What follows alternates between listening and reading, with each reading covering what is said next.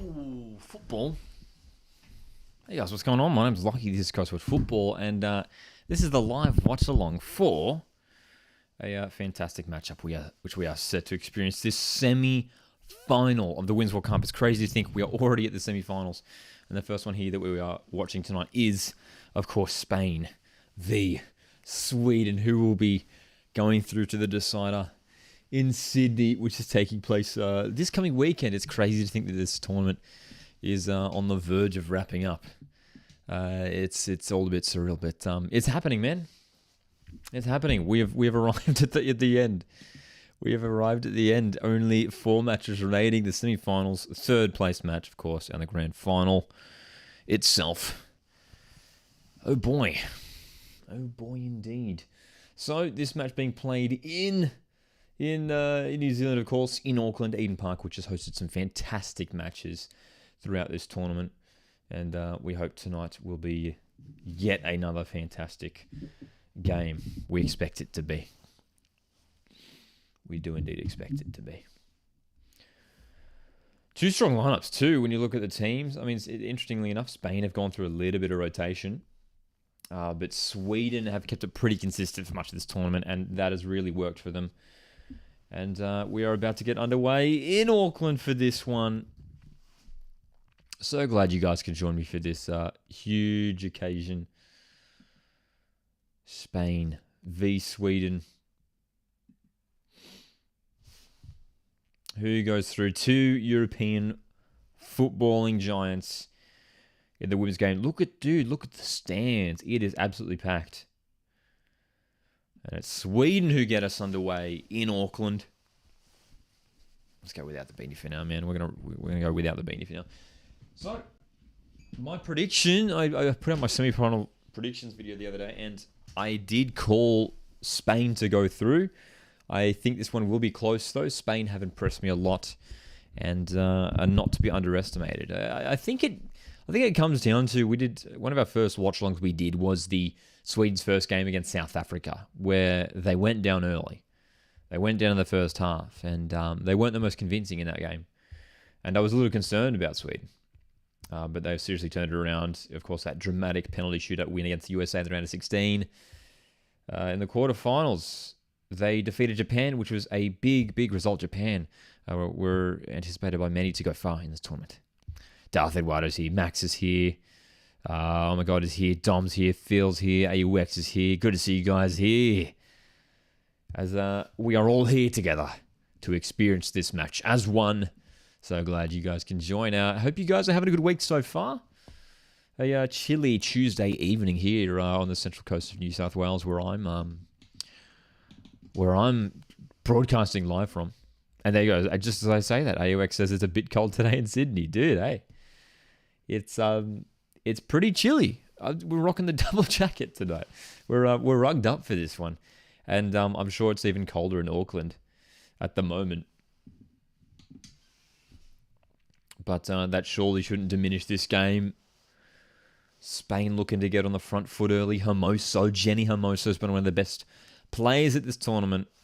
Fantastic for Spain over much of the tournament. That Spain midfield, fantastic. Abagira, that defensive midfielder for Spain, wearing the number 3 shirt, has been unbelievable, as has Bonmati.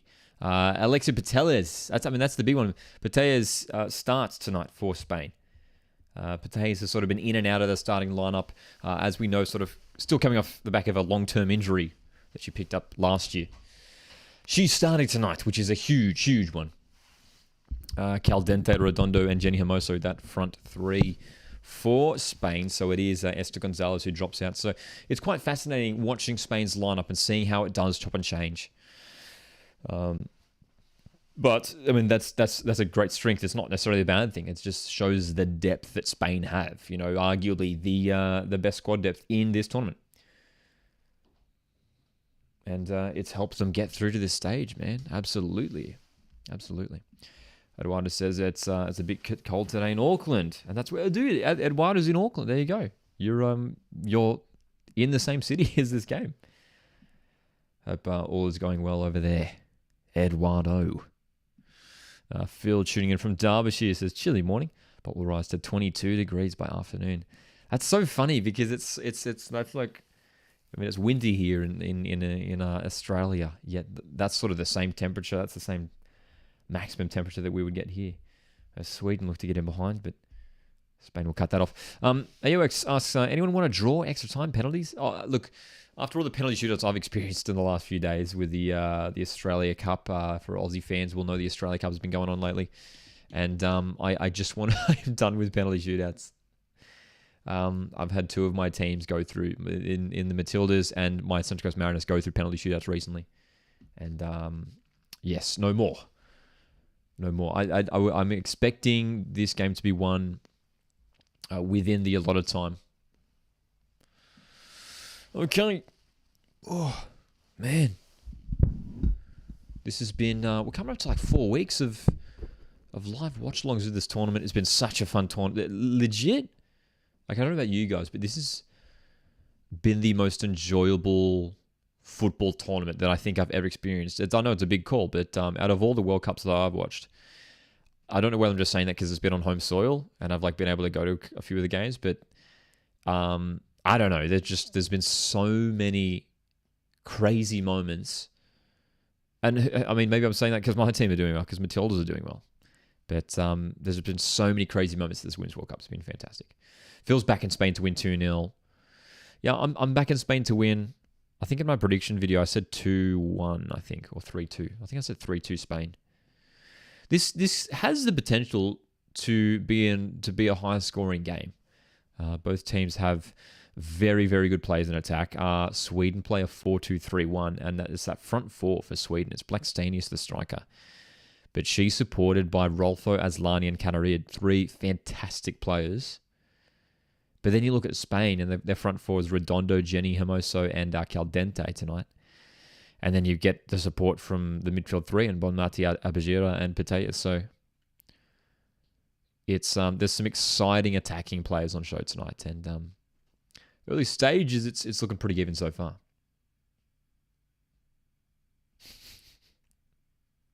Oh my God, it says, meanwhile, Hervé Renard, the Francis coach, literally has his shirt on with no jacket while the weather must be freaking cold. Yeah, I tell you what, I mean, look how much the guy stresses. He appears to get very stressed on the sidelines sometimes. Hervé Renard. He's been very active on the sidelines this tournament for France, and obviously France knocked down the quarterfinals by Australia, who take on England tomorrow. That's the big one. And I can tell you guys now, won't be doing a live watch along for tomorrow for the Australia game. There's only one reason why I wouldn't be doing a live watch along for that game, and that reason is because I'll be at the game, which I'm so excited to be there, man. I mean, it's I feel very lucky and very fortunate to have a ticket to what is, for me, the biggest game in Australian footballing history. Barry's here as well. Goat's here. Goat's back in 2-1 Sweden. Dom says, let's go Sweden. Darth Eduardo says, I think it's going to be 3-1 Spain. So some mixed predictions coming in. Some mixed predictions. I feel like my predictions are I haven't had a round, in all the knockout rounds, I haven't had one where I've gotten 100% in the correct in my predictions.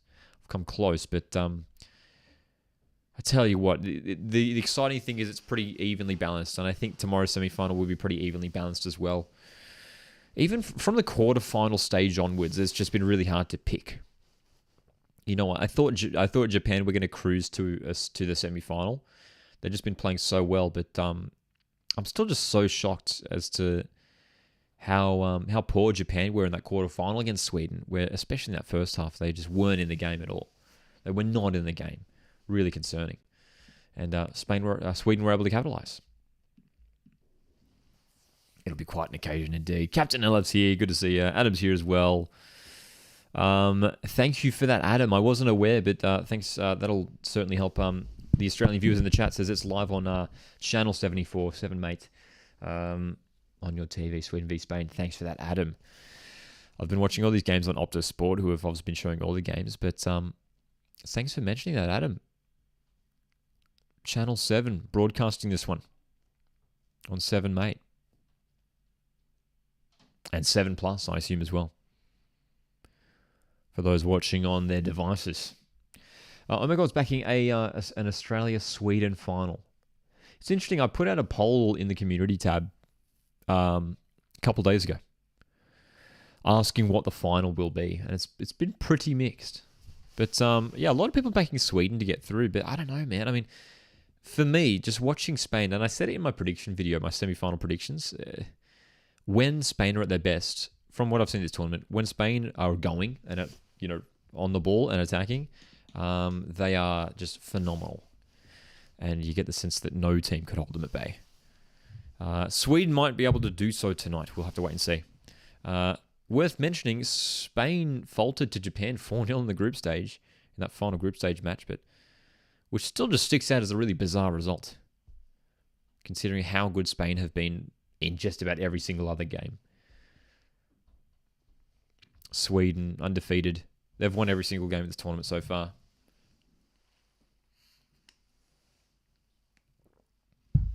Looking to make it their 6th win in a row.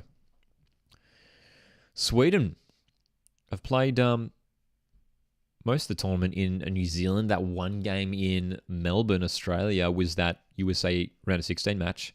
Whereas Spain have played their entirety of this tournament in New Zealand. And correct me if I'm wrong, I believe all of Spain's games have been across 2 stadiums in both Auckland and Wellington, which I don't know if we've seen a team that has just played across 2 stadiums this tournament.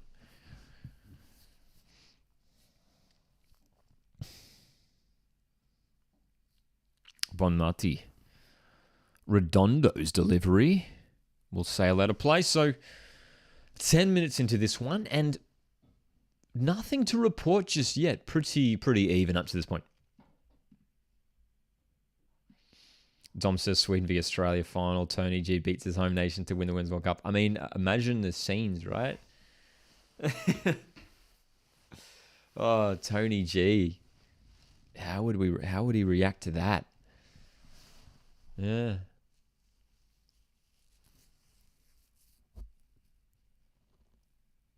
That would be bizarre for Tony.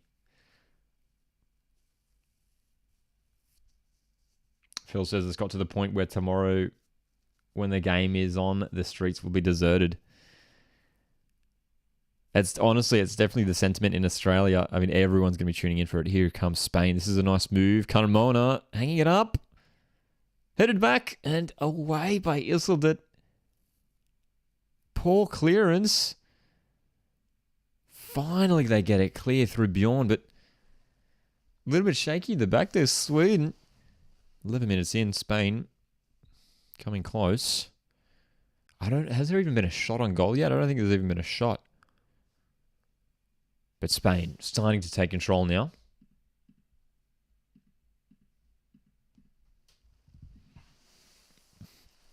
Captain Elif is backing Sweden to win 3-2.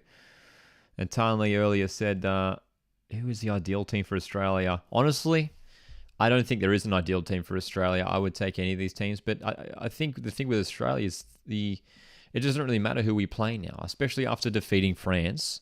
For the Matildas, it doesn't matter who they play because it's just going to be the same game plan. It's going to be the same attitude for Australia. Australia's biggest quality right now, if you like, that's not for lack of a better word, biggest strength, I guess you could say, is just the belief in this squad and the home advantage. That is proving to be a massive factor in this tournament. So for me, I'm not fussed about who we play. If Australia do get through, I think Australia are capable. I legitimately think Australia are capable of beating any side. I think Australia are capable of beating both Spain or Sweden, and England tomorrow night for that matter. Some nervousness in Swedish defence. Yeah, it was a worrisome clearance a moment ago. They have to be switched on in defence, especially against Sweden here. Against Spain, sorry. Darth Eduardo's backing a 2-0 win to England tomorrow. And Max is backing an Australia-Spain World Cup final. That's what I'm backing as well. Based off my semi-final predictions, I'm going for an Australia-Spain final. I think that's what we'll see. Battier down the right has been fantastic at fullback for this tournament for Spain. Battier. Nice ball over the top. Hermoso. Jenny Hermoso sort of playing as a false nine tonight in Carmona. Oh, that wasn't too far away at all. Carmona appealing for the corner. First real shot of anger. And it comes from Carmona, whose shot was fantastic. And she loves the long-range hits. I don't know what the stats are, but I'll tell you what. Left back for Spain, Carmona, her long-range shots, the stats must be going for the roof. That's definitely got to be a corner. There's a deflection there for sure. What a shot, says Goat. Just shave the post, says Phil.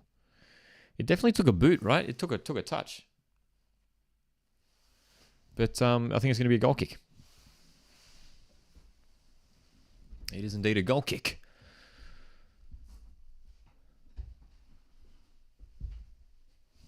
Oh, here's Asllani for Sweden, feeding Blackstenius, who does get it in these wide areas. Blackstenius goes back. Rubinson, good ball, flicked on and just wide from Canarid. First opportunity of the game for Sweden. Good to see a couple, chances here in the opening 15 minutes. Both sides now. Maybe a question of offside if that had have gone in anyway. But good to see both teams looking adventurous. Adam's back and, oh my gosh, dude, what a game that would be. I would love that, Adam. Adam says I have Spain 5, Sweden 4 in extra time. That would be a thrilling match for sure. Dom says my chest can't take any more penalties. Oh, dude. Especially like the fact that penalties in recent days have been so long too. Like I was the other day, I was in Wollongong for the Mariners Sydney game, and like 20 penalties total. Like it was 10-9 to Sydney. It's crazy.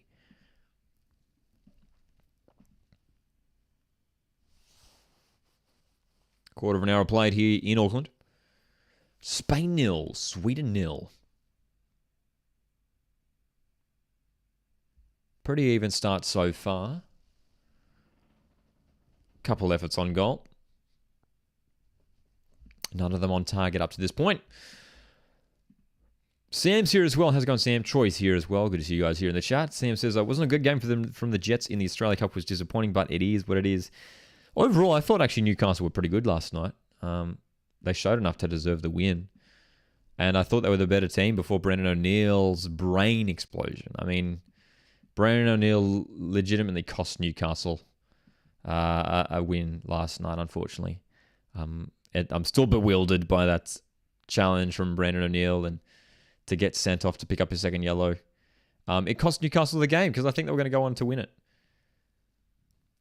But yeah, this is really disappointing from Newcastle, man, considering how they played. And Troy says, how are you? I'm doing well, man. Can't wait for tomorrow night. Dude, it's going to be huge.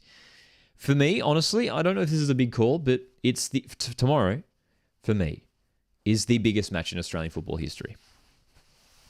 It's the biggest match. I think it's well and truly is now. It's right up there with the Socceroos against Argentina last year in the World Cup. Socceroos against Uruguay. I think it's up. I think it's overtaken that now.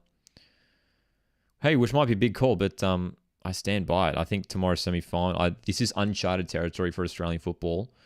We are competing with the elite and have a serious chance to make it to the final.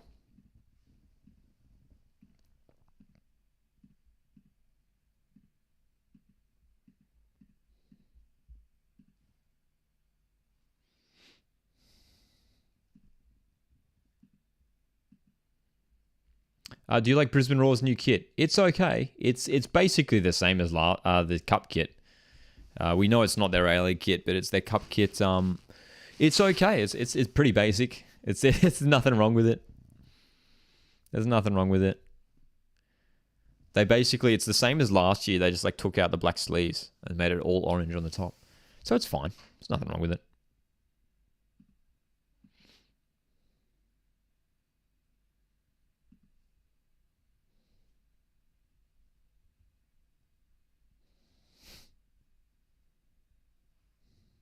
Redondo.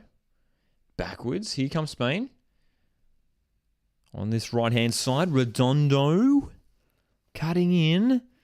Looking for Pateles, but pass is cut off. And got to keep an eye on Alex Pateles tonight. Wearing number 11, of course. Playing on the left side of that midfield 3 for Spain. Probably got to say this Spanish midfield they have the best midfield in the tournament, you got to say. Will it be more viewed than the AFL Grand Final? Absolutely. I mean, absolutely. Without question. Will it be more? Tomorrow night will well and truly break any record. Well, I say that in confidence because as we know, the quarterfinal match between Australia v France was the most viewed TV sport program in the last 2 decades. So there's going to be even more viewers for the semi-final. We know that for sure. So tomorrow's night. I mean, I can't think of an event that's going to be more viewed by Australians tomorrow night. For a long, long time. So yes.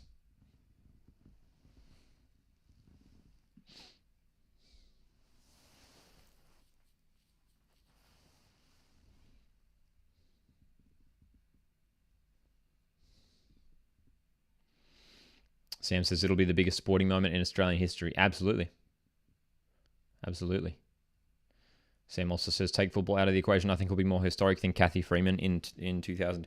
I mean, even just like outside of sport, I can't think of a thing that is like united Australia in such a way before.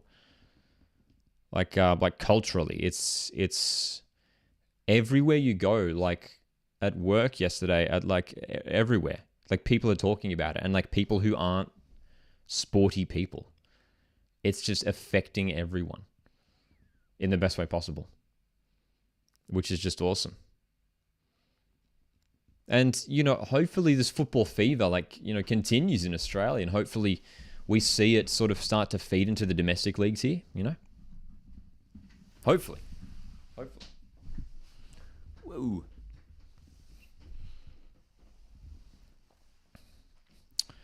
So, Spain, certainly with more possession, but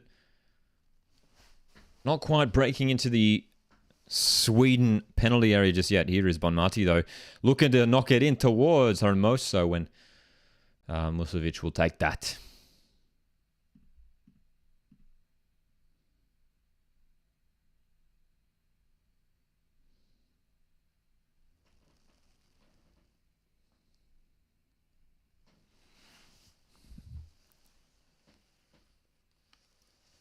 I think the other thing with the Matilda's football fever, I mean, not only obviously there's like a lot of like non-football fans getting behind it, but it does show, and like this Women's World Cup in Australia and New Zealand shows that there is like a massive number of football supporters or people who are interested in football somewhat in Australia.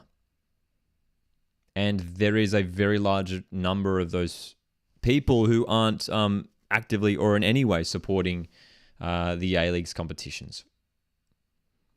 And my whole job is to try and bridge the gap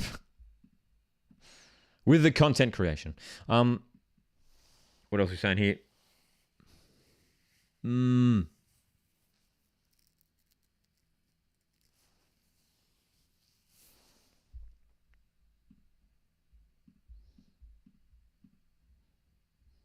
Oh my God, says, I just realized the ball looks different. Yes, of course. Tonight, in the semi-finals onwards, they are using the cup final ball, which is just the same as the regular ball, just with this goldish hue. It's certainly not gold colored. It's just it's kind of hard to describe. You just have to see it. It's I thought they would have gone like all out with the gold coloring, but it looks pretty it looks pretty much the same, just like with a slight goldish hue to it. That's the best way I can describe it.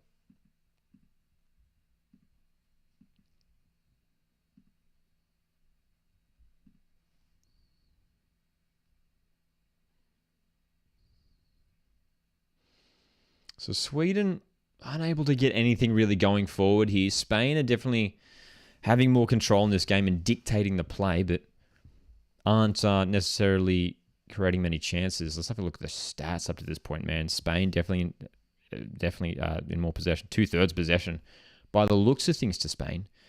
But the shot stats, here comes Spain though. We're going to come back to that. Hermoso's in the box and Rubinson gets back to deal with that one. Just one shot apparently to Spain. Sweden did have an opportunity too, but maybe that was not counted due to a potential offside. So barely a chance on goal, but Spain are definitely in control of possession up to this point.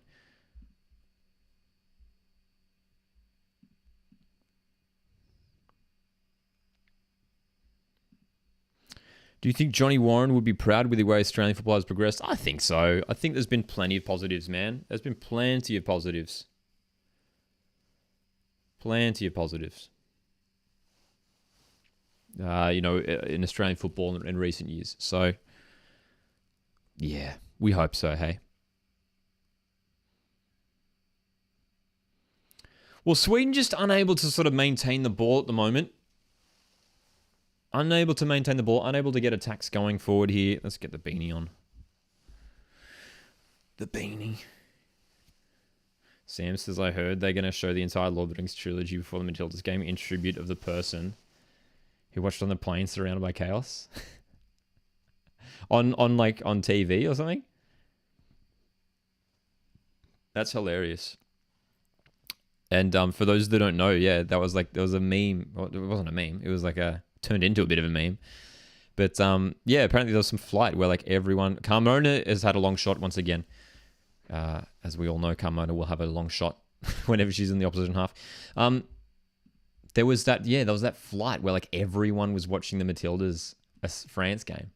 And then there was one screen that wasn't, and they were watching Lord of the Rings. Which just coincidentally, I mean, for those that don't know, Lord of the Rings is my favorite film trilogy of all time, so... the two loves combining. Darth Aguado says Spain is doing so well today. Hey, they're doing pretty good up to this point. I mean, they're controlling the game.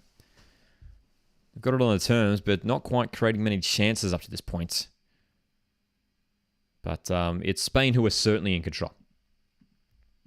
Max, how you going, man? Says, where can I watch it? For those of you in Australia, Max, I'm not sure where you're tuning in from, but all I can say is that if you're in Australia, you can watch on Optus Sport or on channel 7, mate, or on the 7 Plus website or app.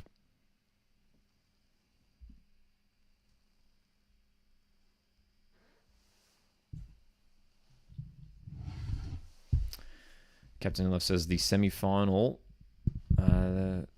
beat the AFL Grand Final by 1 million viewers. I assume you mean the quarterfinal there, Captain LF?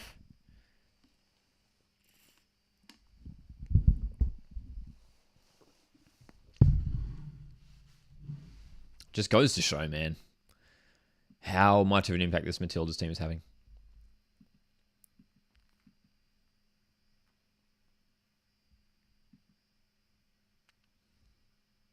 Who will be playing in the final, asks Max. Hey, we hope it's Australia.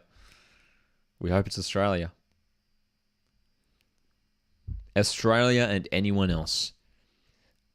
But we're going to find out within the next couple of hours if it's going to be either Spain or Sweden.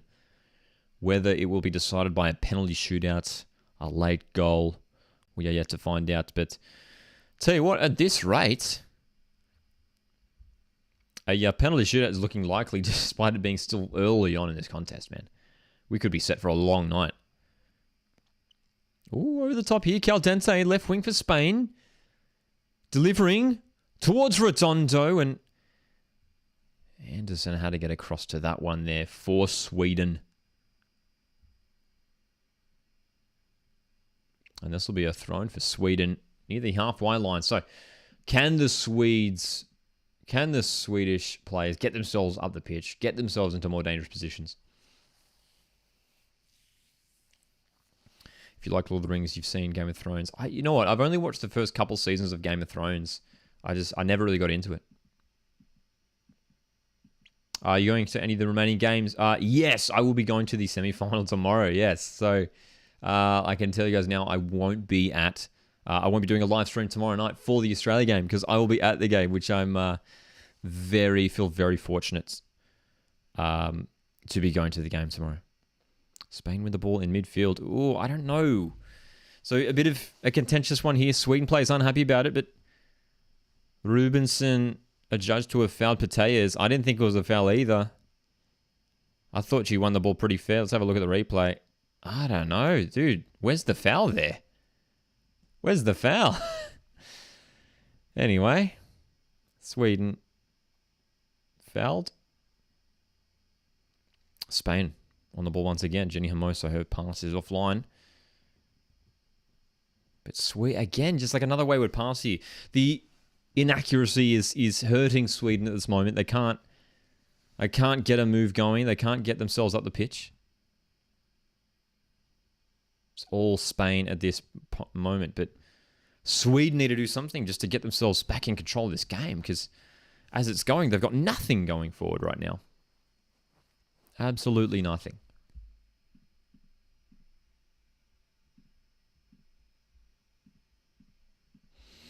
How far do you reckon the Socceroos can get in the 2026 World Cup? I think, well, it's going to be interesting, right? I mean, obviously with the new format.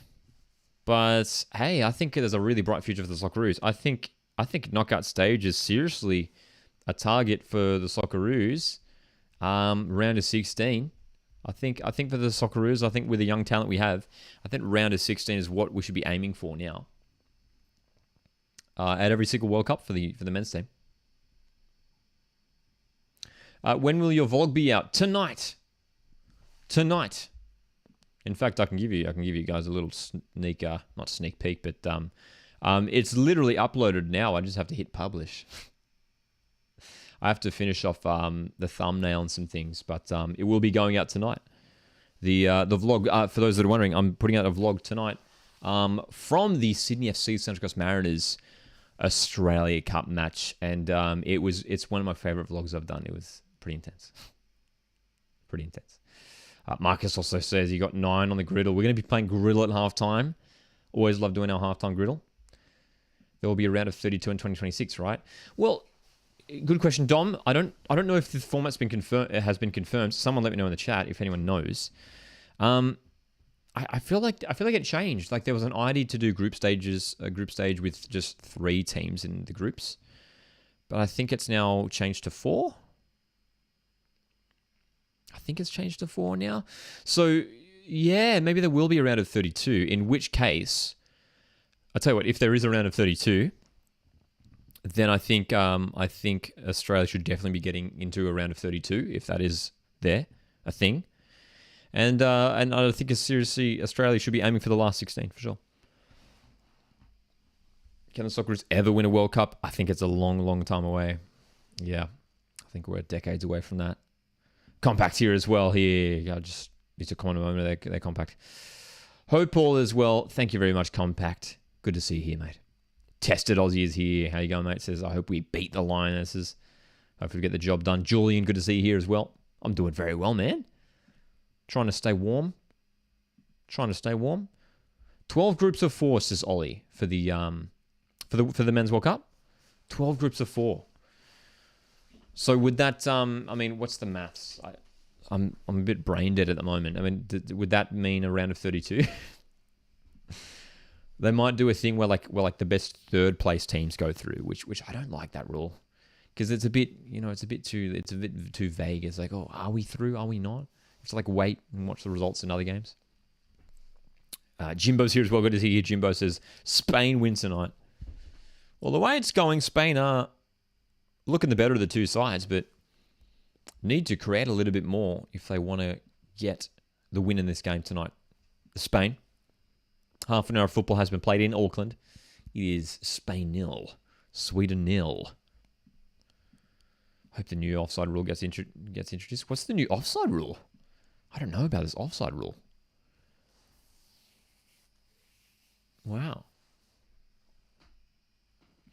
Ollie says top 2 teams in each group go through, and the few best third place teams. Fair enough. Well, what's happening here? The referee's having a bit of discussion with some of the Swedish players. So was that adjudged to be a handball? It was. So a bit of a bizarre decision there. Engeldahl, the midfielder for Sweden, thought she'd been fouled and handled the ball and has given away a free kick because it wasn't a foul. I mean, you should never handle the ball expecting that it's going to be a free kick. Never. Never. All right, here is Albergiero with the delivery. Free kick from out wide for Spain. Can they find a target?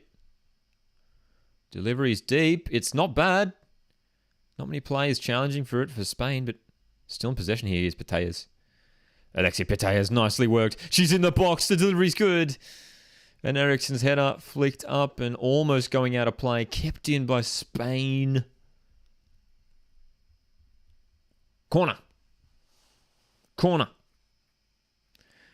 Majority of the body has to be offside. Is that the rule? Is that the new offside rule? Interesting. Interesting.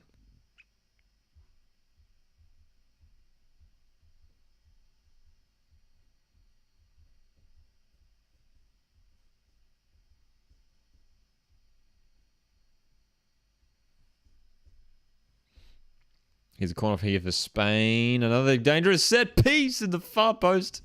Redondo can't control it. And good strength.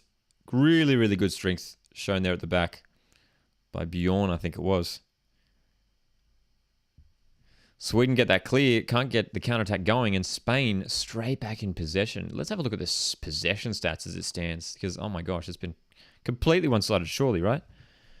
Having a look at the stats, as it stands, Spain have 69% possession. 2 shots to Spain, 0 for Sweden. This has been a really cagey match, man. This is sometimes what we can get from semi-finals where they're really, really tightly contested. Really, really tense game. Tarnley says the new rule, the offside rule, would mean that the entire player of an attacking player, so the entirety of like their body, right, would have to be in front of the defender to be ruled offside. See, I don't know about that because like, so the entirety. So what if like 2 players, like the attacker's running forward, but they have like their whole body's in front and they have like 1 foot hanging behind? So is that still onside? Like that should be offside, right? Like, you know what I mean? You know what I mean? Like, if that's the rule, like, if an attacker is, like fully outstretched running, and they're, like, so they could be, like, a full meter ahead or something, and they have, like, 1 foot just in line with the defender, does that keep them onside? I don't know if I agree with that. That doesn't feel fair. That's certainly favoring attackers. I tell you what, that offside rule would totally change the game. There would be so many more goals. Phil says when you get a cagey game, it means that the teams are afraid to make mistakes. Absolutely. Spain. Get this one clear. Sweden, almost sneaking in behind there. Good to see from Sweden starting to get some field position here.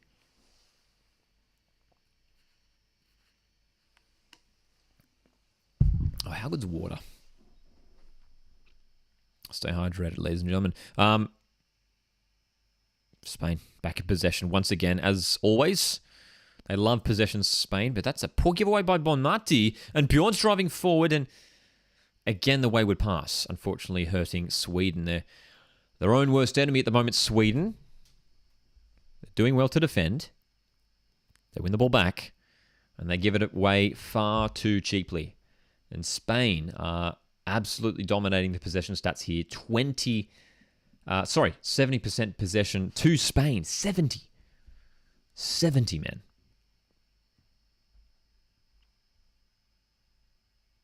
Completely in control of this contest.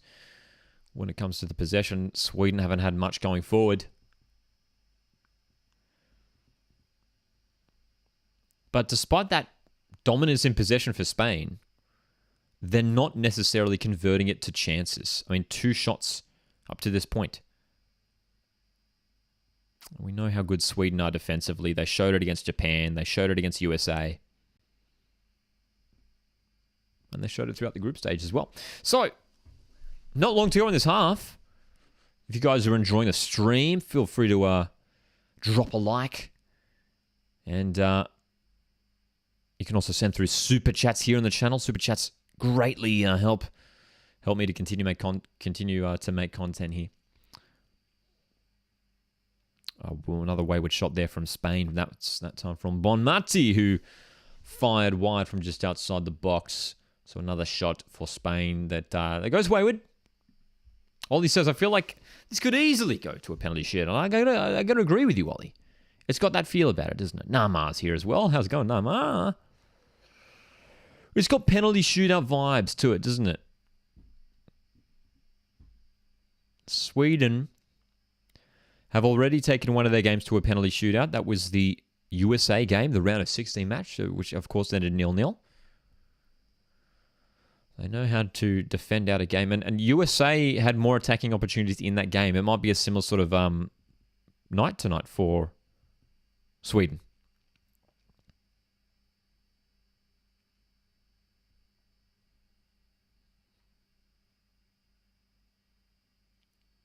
Sweden trying to get forward here. Spain under pressure. Carmona has to clear. Sorry, Paredes.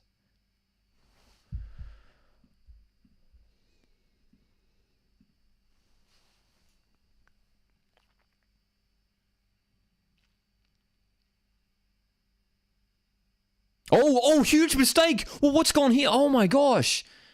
Well, I've never seen that before. Well, Sweden survive. A bizarre moment. Eriksson was looking behind her, talking to another teammate. And the throw-in went straight to her, and Jenny Hermoso almost snuck in and got him behind. Oh, my gosh, dude. If Spain had scored off that, that would have been the most incredible blunder I've ever seen. Eriksson just not looking at the ball. Here's Battier. Poor delivery. 5 minutes to go in the half. Spain 0, Sweden 0. Nama says, I got a question. When Montgomery will leave St. John's Mariners, do you think Matt Simon can be a good replacement? He wouldn't be my first choice. I don't even know if he's got the coaching qualifications. I mean, he's a guy that obviously knows the club so well. But in terms of a first-team A-League head coach, I think it's a big call.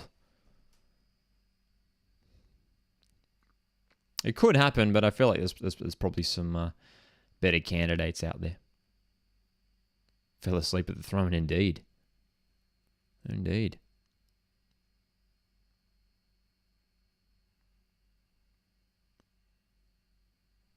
Do you have a job? Yes, I do have a job, Marcus.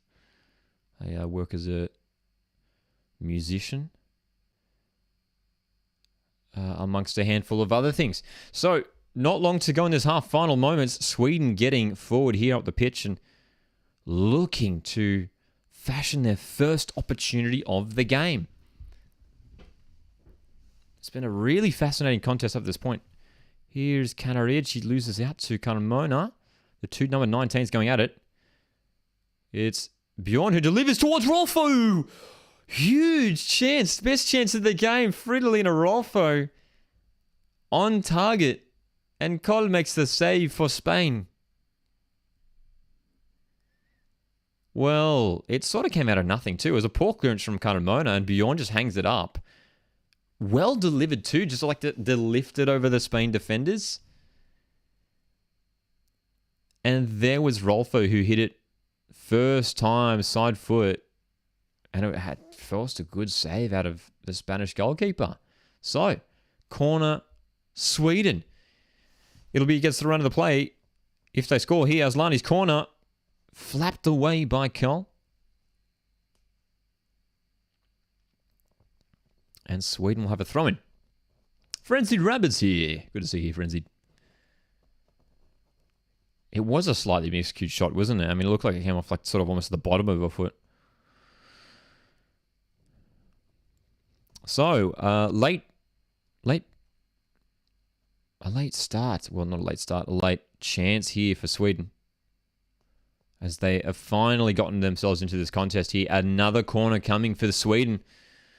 Late first half goal would be huge here for Sweden, who have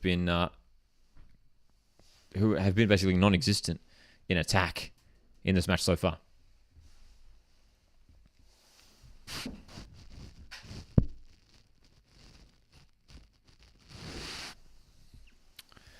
Keep an eye on Mehdi Isildat, the centre back, has 4 goals from the center of defense. A lot of them coming from these set pieces. She's legitimately in the golden boot race. And there's not many players. I mean, a lot of players in that golden boot race have already been knocked out of the tournament. In Alexander Pop and Miyazawa for Japan. I mean, all these players have been knocked out. Diani for France. So Isildat, the centre back for Sweden, is totally in the golden boot race. If she scores here, she goes equal top. She's right next to the goalkeeper. Here is the corner for Sweden. Close to the keeper, and it's going to take a shot that wasn't quite well connected by Rolfo, but Sweden looking good. Spain under pressure. Again, it was Cole who got a hand to it. Rolfo just was at an awkward height for her. Delivery comes in here towards Rolfo. Here's Rolfo. Oh, she just loses it. Rolls behind for Anderson. Through the legs.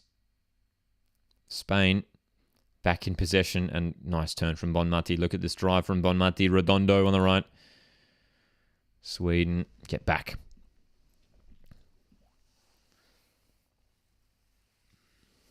Max is here. How you going, Max? Which A-League team has had the best transfer window so far? Good question. Probably Western United. Gotten rid of a lot of sort of the players who were sort of starting to fade away a bit, and have recruited some fantastic players. So if I had to pick an A-League team, a men's team who has had the best A-League transfer up to this point, I would probably go Western United, yeah.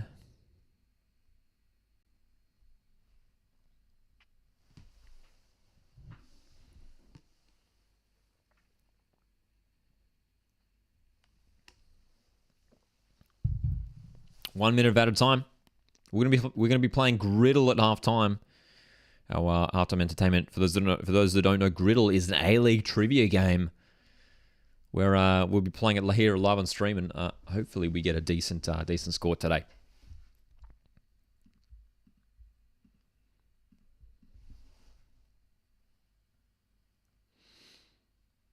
Is there one more chance for either side?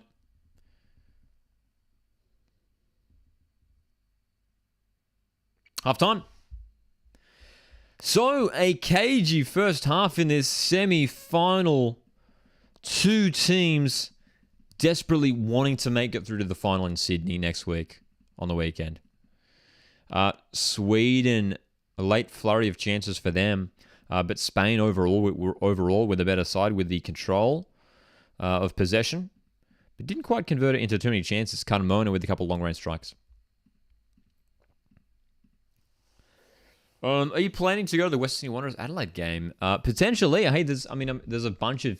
The exciting thing about the Australia Cup round of 16 draw, which we saw last night, there's a lot of Sydney games, which is very exciting, and with Mount Druitt Rangers, Sydney United, Apia Leichhardt also involved. So, I'm hoping to get down to some games for sure, man.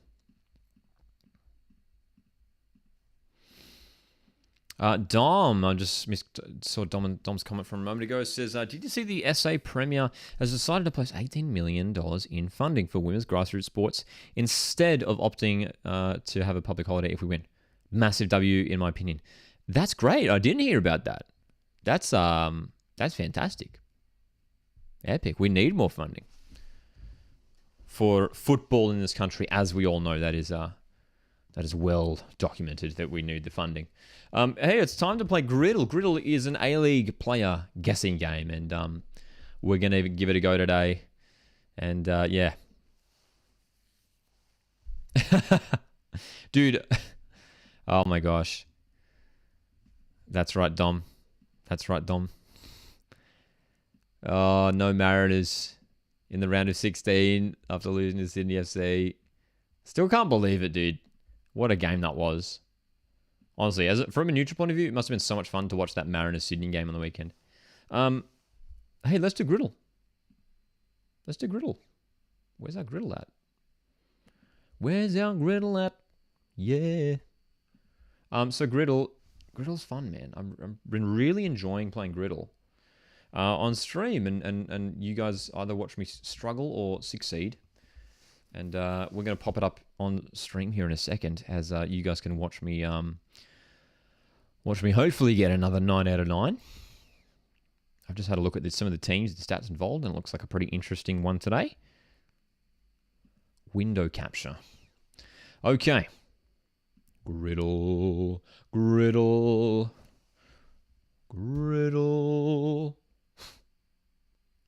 Okay, I'm going to officially close the chat from now, just to avoid any spoilers.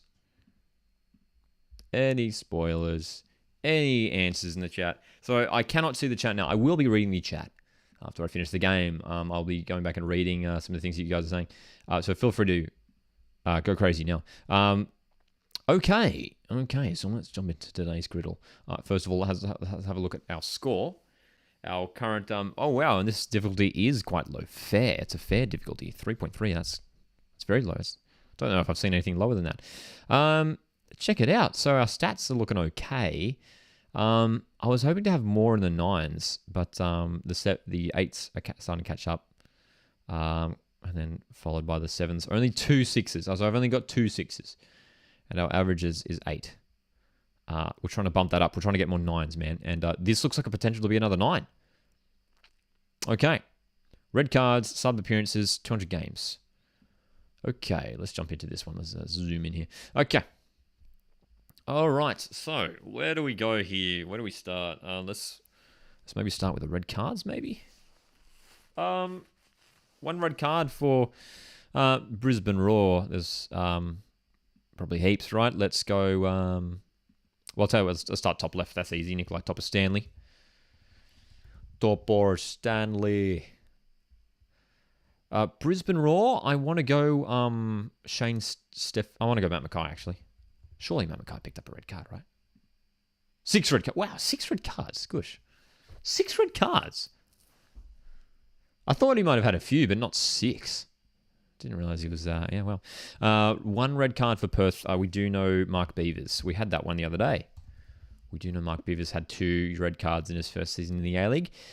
20 plus substitute appearances and 200 games. I could probably go Lee Broxham there. Oh, how many players have played over 200 games for victory? Probably. Oh, only 2.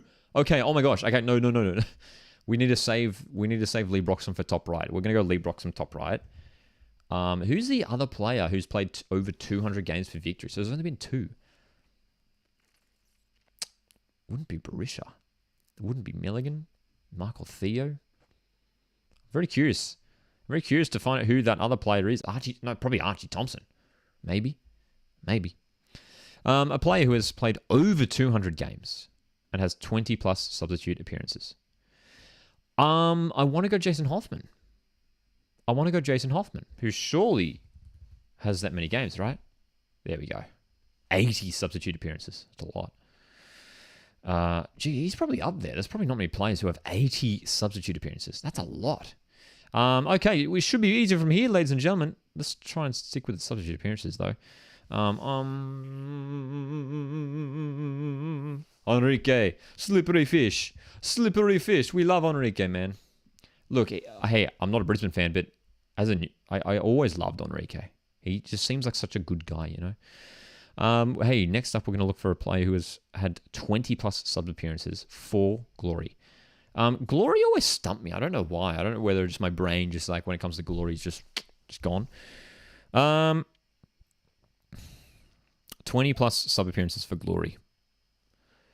I mean, like Andy Keogh played a lot of games for them, but I don't know if he has 20 plus sub appearances. He started a lot of games, Andy Keogh. He did start a lot of games, didn't he? Jamie McLaren. Okay, so this one's stumping me a little bit. Let's go middle right. Let's go. There's a bunch we could go for here. Let's go. Let's go James Donachie. There's heaps of players we could go for there. Oh boy. Oh boy. 20 plus appearances for Perth Glory. I don't know. Jacob Burns, man. Liam Miller. Like who's like a super sub that Glory have had for like a few years? Like when you have like 20 plus sub appearances, it's pretty rare that you make 20 plus sub appearances in one season alone. So I'm trying to think of a player who's maybe was there. It was maybe at Glory for a few years. Ruben Zadkovic, maybe. Wow, dude, I'm like genuinely stumped on this one. I kind of want to go Andy Keogh, but I don't know if he had that many. Oh gosh, this was meant to be the easy game today. Look, we're going to go bottom right just to get that out of the way. Victory in Perth. We're going to go Chris Economides. But bottom middle. How many players do we have? So there's 12 players. There's 12 players who have 20 plus sub appearances. Saka Cernak? No, he wouldn't have played many games for them. Who came off the bench a lot last? I mean, Jacob Dowse came off the bench a lot last season. Tell you what, Jacob Dowse isn't a bad shout. He came off the bench like almost every game last season for Perth Glory. But that's a risk. He only played one season with them. How many A-League games were there last year? 26? 26, right? Or 27? 26? Would Jacob Dowse have come on for 20 of those 26 games? I feel like he did, dude. It's risky though. It'll be silly of me to go Jacob Dowse. It's a big risk. Oh, gosh. Andy Keogh. I'm so frustrated with myself that I can't think of more players here. I mean, Jacob Burns. Like, I'm thinking a lot of Perth Glory players that would have played a lot of games, but 20 plus sub appearances. I don't know. I'm thinking a lot of players who would have started games. Man, Liam Miller, Ruben Zadkovic, Stephen McGarry, Josh Risdon, Joel Chianese. I'm just throwing random players out there now. You know what I mean? Just throwing random players out there. I kind of just want to go Andy Keogh because we know he played a lot of games, but I'm not confident. I'm just going to go Andy Keogh. I think that's a safe bet. I really want to go Jacob Dowse. And if Jacob Dowse is going to be one of the answers, I'm going to be frustrated because I feel like surely Jacob Dowse had 20 plus. He came off the bench like every week last season. I'm going to go Andy Keogh, but I'm not crazy confident. Oh, yes. Oh, bang on. Dude. Bang on. Oh, my gosh. That's as clutch as Courtney Vine's penalty the other night for Australia. We were looking for a Perth Glory player who had at least 20 substitute appearances. And we went for Andy Keogh, who has had exactly 20 substitute appearances. 9 out of 9. We love it. Another 9 on the board. Oh boy. Wow. That was an intense griddle game. Did anyone have any interesting answers? Feel free to drop your answers in the chat if anyone played griddle today. Wow, we got it. Okay, what are we saying? Cameron's here as well. Bob's is here. Good to see you guys here. Broxton. So it was Thompson. So Archie Thompson. It was indeed Archie Thompson. So Archie Thompson, the other victory player. Okay, let's have a look at the players who have made 20 plus sub appearances for Glory.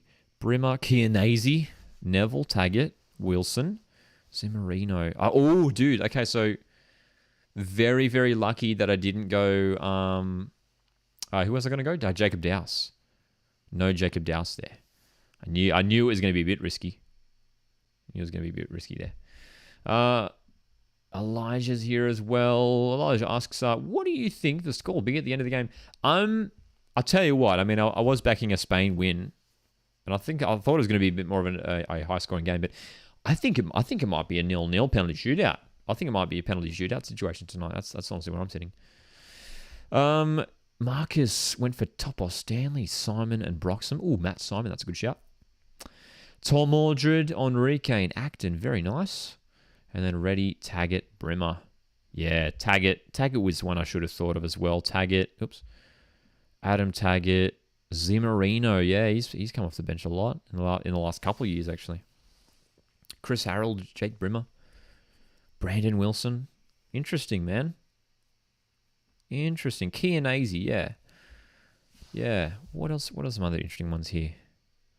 Oh, geez, a lot of players had red cards for Brisbane.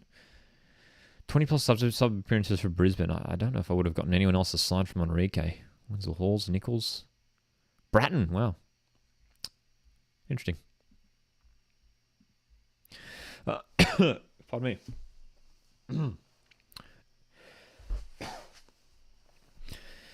Daggers for bottom middle, but he only had 16. Yeah, Nick D'Agostino.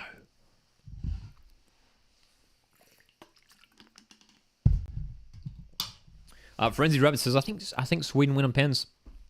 It'll come down to keeper quality. Keeper quality. So, that's our griddle for today. What else do we have here? Players who have had... Oh, geez, there's a lot of players who have had red cards and a lot of appearances. Heaps. Wow. Heaps. It's always interesting looking at the answers afterwards. I mean, like, oh, wow. Like, all the players that you don't think of, you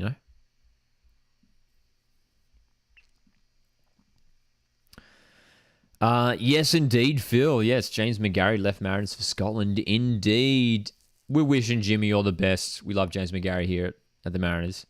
What an impact he had. I mean, I think a lot of people forget, I mean, James McGarry was only at the Mariners for like a few months. He arrived in January, from memory, and helped us win a championship a few months later. So, well-deserved move for James McGarry, moving over to Aberdeen in Scotland, and hopefully he gets some good game time over there, man. He's a fantastic player. A player who's keen to get him back himself in the New Zealand national team, that's for sure. And, hey, deserves to. Dude, I'll tell you what, New Zealand a sport for left backs when you got Liberato Kikache, Sam Sutton, and now James McGarry in the mix. Dane Ingham can play that role as well. A lot of fullbacks there, or wing backs if you like, for New Zealand. Freshman's back in a 1-0 win to Sweden. I feel like if this game will be won outside of a penalty shootout, I think it will come down to one goal. I think it will be a 1-goal win.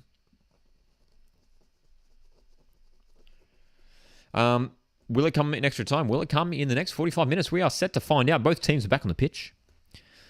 Packed house at Eden Park in Auckland for this one. Great to see. The New Zealand locals coming out to support. And, of course, I'm sure a lot of fans who have travelled to New Zealand for this one. Spain to get us underway here. Spain. We're underway, ladies and gentlemen. Two very nice kits as well. Sweden, from memory, I believe, usually wear their blue shorts, I think, with the yellow kit. Ooh, a bit of a heavy challenge here from Carmona. Heavy challenge. I think that was on Canarid. Aslani, in fact, it was, the captain. Ooh, which player will be a big flop this season? My one's Jermaine.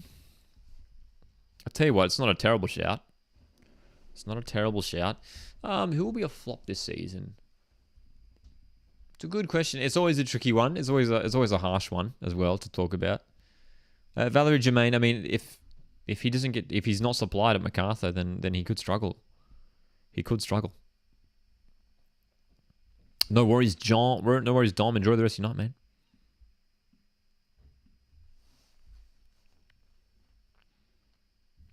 Oh, no, I went for Steins for the subs, but I was wrong. That's a good shout, Daniel Steins for Perth. That's a very good shout. I would have thought he would have been up there too. He made a bunch of sub appearances for Glory a couple of seasons ago.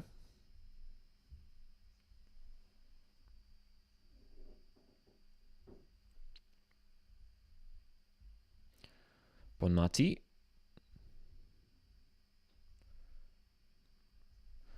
So, interesting to see how the second half pans out. I mean, Spain had a lot of possession, but didn't create too many goal-scoring opportunities. Whereas Sweden were very, very good in that final 5 minutes of the first half and had the best chance of the game to this point. Fridolin Rolfo had a shot on target, which was well saved.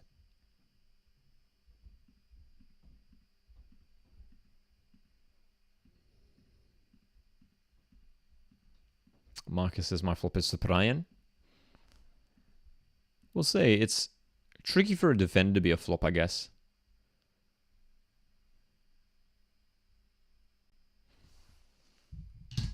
I mean, he might not even get much game time, Cyprian. I mean, he's joining a pretty solid backline there in Melbourne City. Ooh, nice ball over the top. Redondo almost getting to that.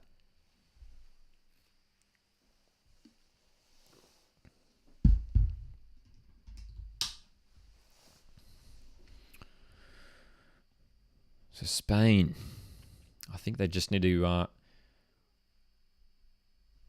get themselves back into this game, stamp their authority as they did in that first half. They had a lot of possession, but need to create more opportunities.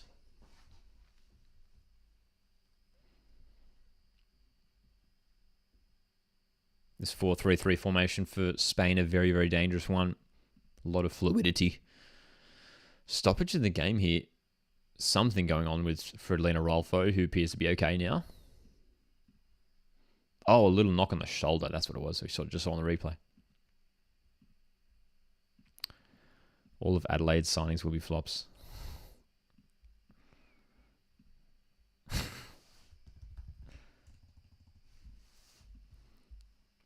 Adelaide United. Look, Adelaide United might legitimately go the entire transfer window without signing a player. Legit. I don't think they need to sign anyone. I feel like they're set.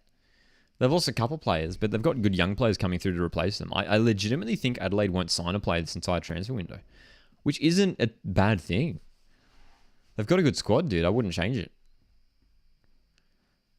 I think the only recruitment they'll do is if they lose Louis Dorigo. I think that's a pretty big loss if they lose Louis Dorigo at Adelaide. Although even there, I mean, you've got Johnny Yule who started last night in a cup for the Reds.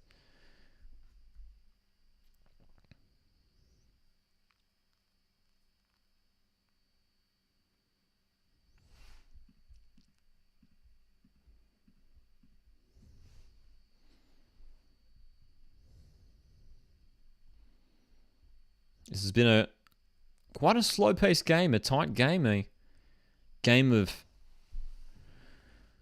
great importance to both teams, obviously. Neither team wanting to make any sort of mistake at all.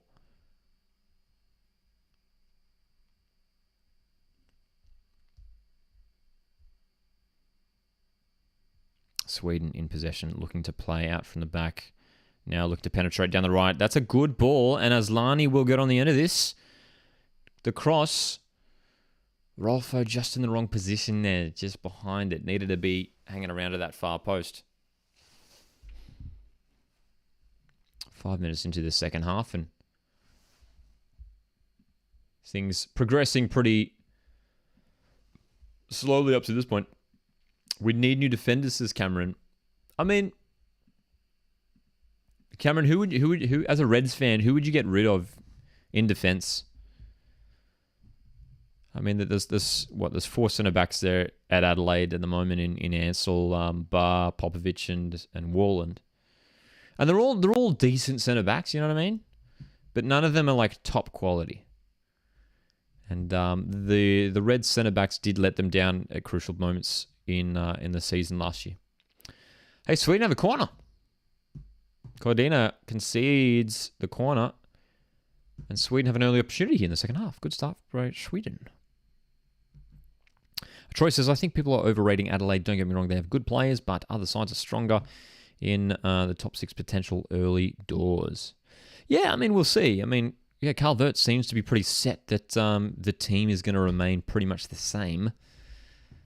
And, I mean, who knows? They might be their undoing. Aslani with the corner delivery here. Close to the keeper. Still on, and they get the clearance away, but the foul has been called now on the goalkeeper.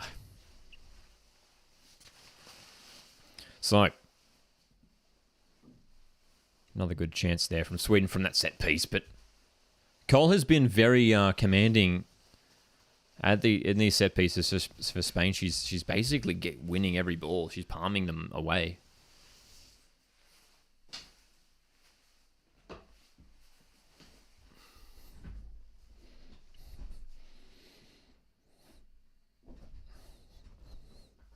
That's right, Frenzied, who says it's a slog in midfield back and forth. Absolutely.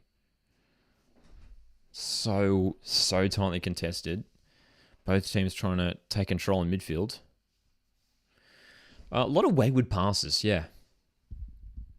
A little bit of sloppiness from both teams.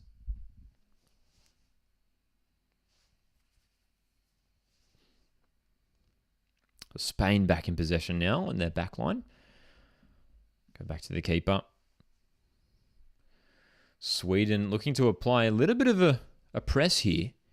Trying to disrupt this Spain side, trying to play it from the back, and it's worked. Rubinson wins it.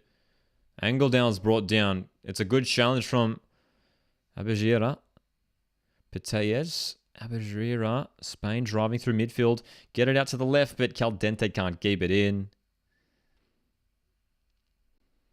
It's been a while since Spain have had any sort of attack. You know, any sort of dangerous attack moving forward. You'd have to go back to the first half since Spain got into the box, really. That's what it feels like, at least.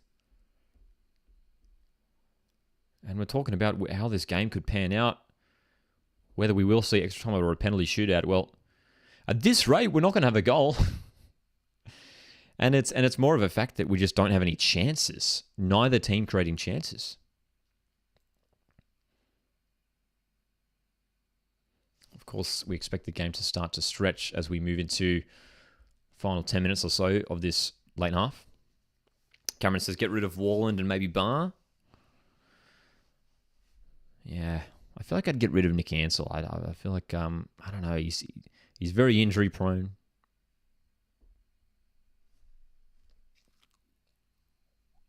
Frenzied Rabbit says Matildas could beat either of these teams. I think so. I think with the spirit that Matildas are playing with, I think there's a serious chance Matildas could cause both these teams trouble. Yes, we did do Griddle. We did do Griddle today. Drogba. I'll quickly throw up my my answers for Griddle today. How he did. We did okay. There's our Griddle. 9 out of 9. Came in clutch with the Andy Keogh at bottom middle. 20 subs. Fantastic. So another 9 out of 9 in the Griddle today.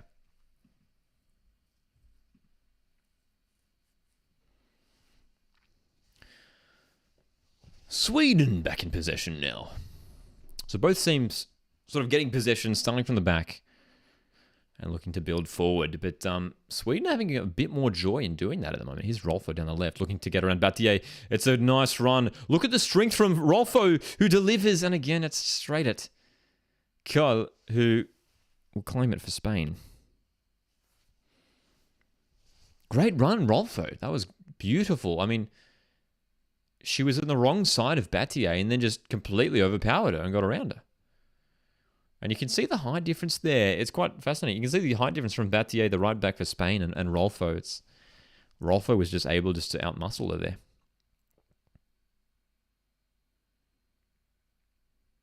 Pateas loses the ball.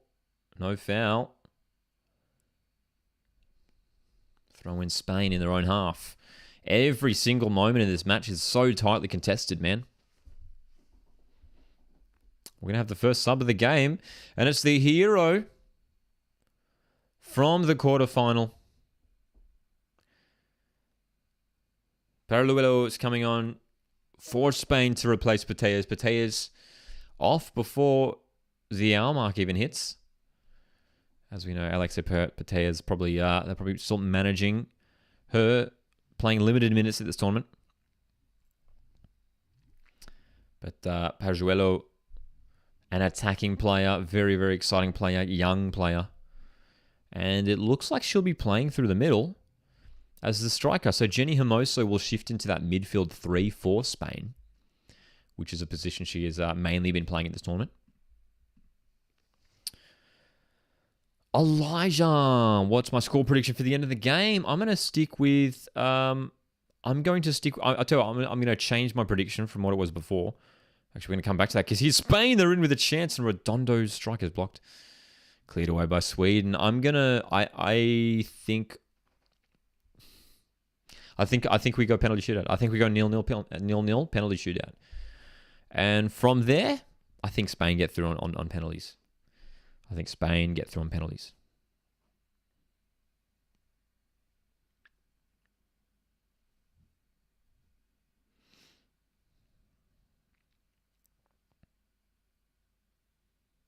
Abigera, Hermoso.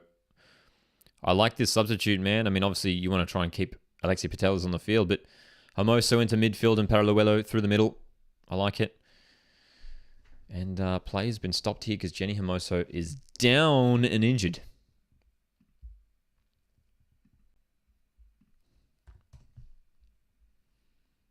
And has it been called a foul? I think it has. Let's have a look at the replay here. Canarid. Yeah, that's probably a foul. Step on the foot.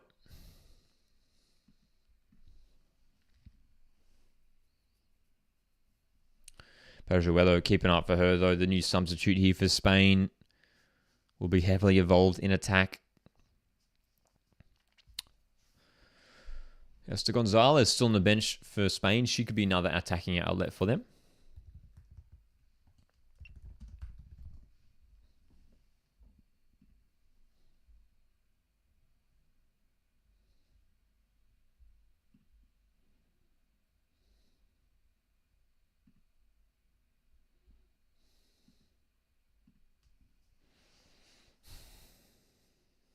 Gilly's here as well. G'day, Gilly. Gilly asks, you reckon the Matildas game tomorrow could be the biggest night in Australian football? 100%. For me, tomorrow, Australia v England is the biggest game in Australian football history. It's huge, man. It's just, it's monumental. And I can't wait for tomorrow, of course. That's right, Ollie Pateas. Winner. Ballon d'Or winner. Fantastic.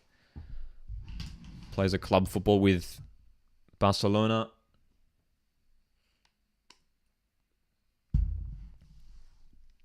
She's come off here tonight, but contributed a bit to Spain working through midfield, but we're approaching the hour mark now as the rain is bucketing down. Look at this, man.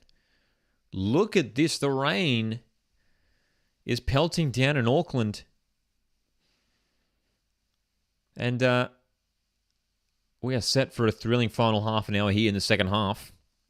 Will we find a goal? Will the deadlock be broken? Here's Bonmati driving through the middle. Has the overlapping run of Redondo. Bonmati continuing her run. Nice run, Bonmati! And goes down in the box. Try to get a shot away. Couldn't do so. Cheers, Stephanie. That's right. So excited for the Matildas tomorrow. Hopefully they do indeed get the win against England. So much excitement, man. I mean, even amongst non-football fans. I mean, so many people in my life. I'm sure a lot of you Aussie fans are the same. Everyone's getting behind the Matildas, which is so great to see. Long goal kick here for Sweden, and they're in possession in a good area here. Canarid. Blackstanius goes back, angled out. Aslani, low cross, probably wasn't the best option there by Aslani.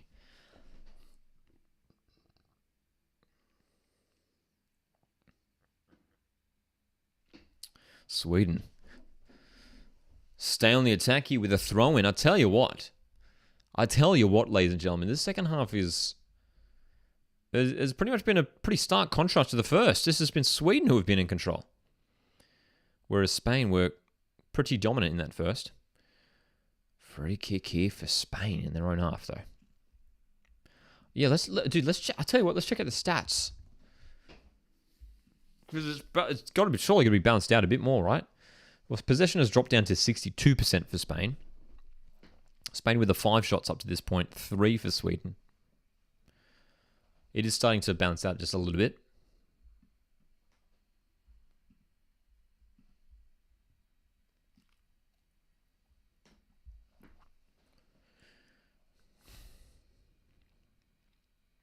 Hermoso competing for it. Again, they lose the ball. It's pretty uncharacteristic for Spain. We're seeing them lose the ball quite a bit, especially in midfield. Sweden's pressure has been good, man. Asllani for Sweden, looking for a run. Wants it, gets it from Canarid, who delivers. Oh my gosh, huge opportunity. It's missed everyone in the box there for Sweden. And now Spain can come away with it. Paraluelo won't get on the end of that. So that was a great delivery there from Canarid, and you'd think a Swedish player was going to get on the end of that one. Like Stanius and Rolfo in the box. Oh, what a chance. Did it take a touch? Let's have a look at this replay. Oh, it did. Oh, I tell you what. Well, the Spanish goalkeeper's had a fantastic game tonight. She's done well to defend her box. She's flapped away the set pieces. And just there, she flapped away a dangerous cross. Carmona infield. Nice play. Spain down the right here. Redondo delivers. Paraluelo's header is going to go wide and high. The substitute looking to make an impact here for Spain.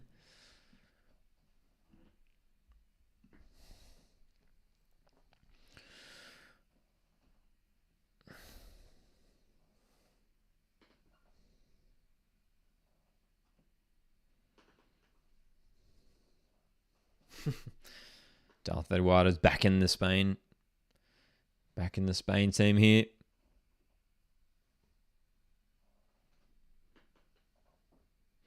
Gilly, I just missed your comment from a moment ago. You reckon it'll be bigger than November 16th, 2005? Yes, 100%. 100%. For me, this is, yes, tomorrow night is definitely the biggest game in Australian football history, for sure. Nothing quite comes close to it, in my opinion.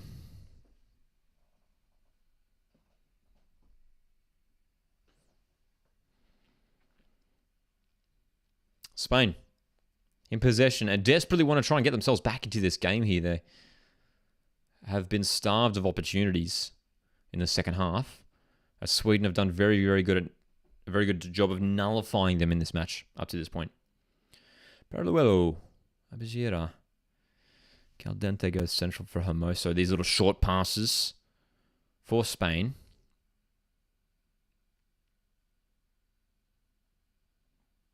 Nice forward for Hermoso, who's looking to feed Paraluelo. Good chance here. She bursts forward, keeping the ball in play, and no one's there to help out.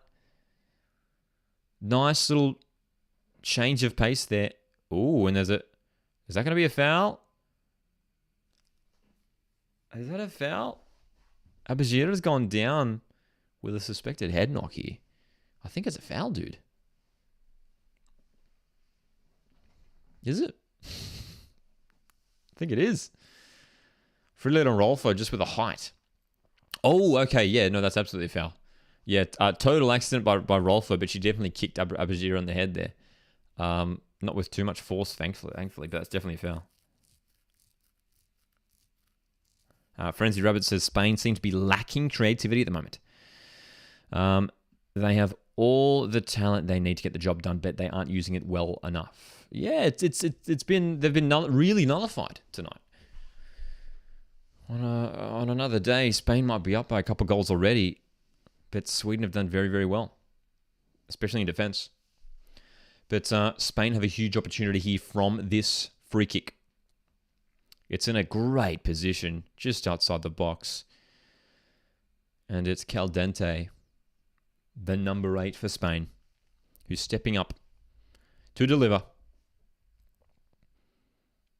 Just needs to get this up and over the wall and past Musovic. And she could potentially send Spain into the final. Caldente.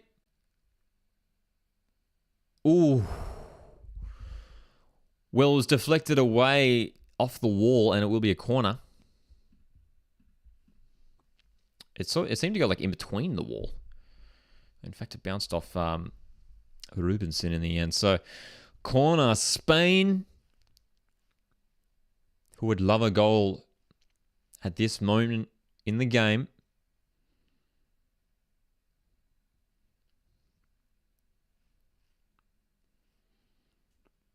Spain committing numbers forward for this corner. Abajir's delivery is great. Sweden get that clear. Carmona heads it inwards. Paraluelo still on here. Sweden should be able to get this clear here. Rubenson sends it long.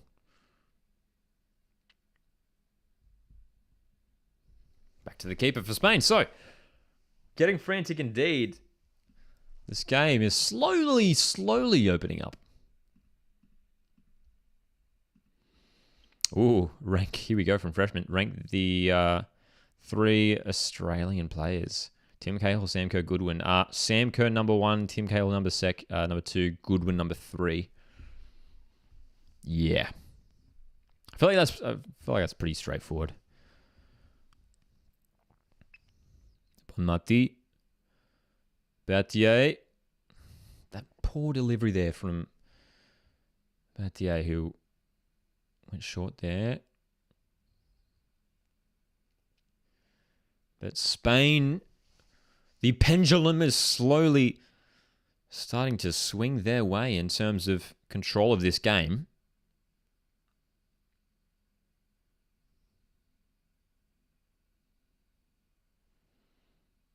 Carmona goes back for Cadena. So Spain have it back once again in the back line.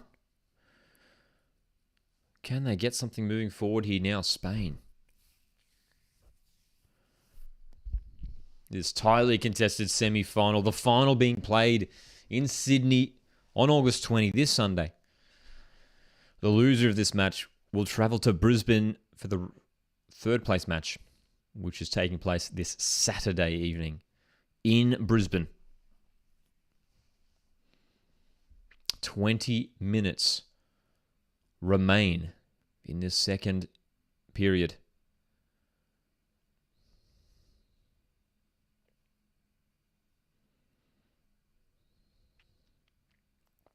Spain setting up with these 2 blocks of 4. Here's Hermoso delivering well. It's a great delivery. And Spain still. Oh. Well, that's the best chance of the game. That's the best chance of the game right there, man. Redondo with 2 efforts on goal. The ball came back to her when she was on the floor for the second. Hermoso's delivery was dangerous, dude. Well done, Paraluelo, for keeping that in. Oh, what a chance. What a chance. That easily could have ended up in the back of the net. That was close indeed, Ollie.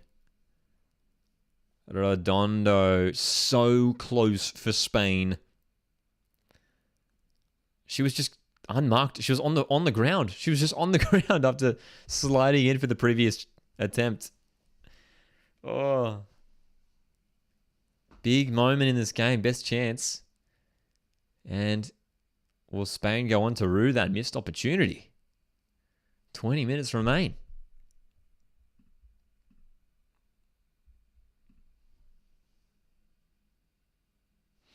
Phil says, am I right in thinking that the 2 most popular English clubs in Australia are Liverpool and Leeds?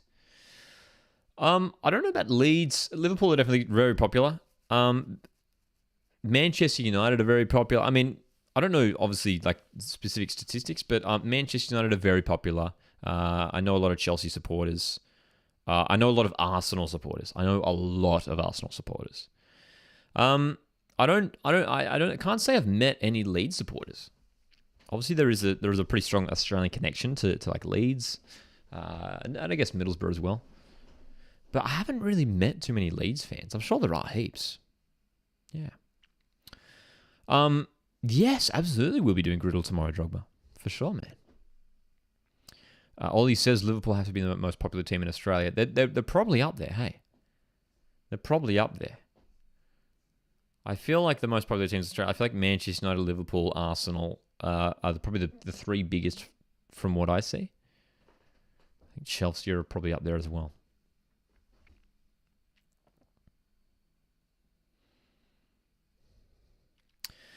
So after missing that crucial opportunity, Redondo is going to be brought off the pitch now, and she's had a decent game, some good opportunities, and it's Navarro who's coming on to replace her on that right wing.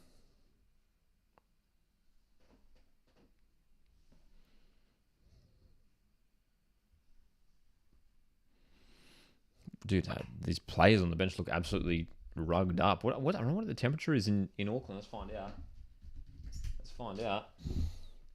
What's the temperature in Auckland right now? Siri doesn't want to talk, but it's 11 degrees in Auckland right now. There you go. 11 degrees Celsius. That's not too dissimilar to the temperature here where I am.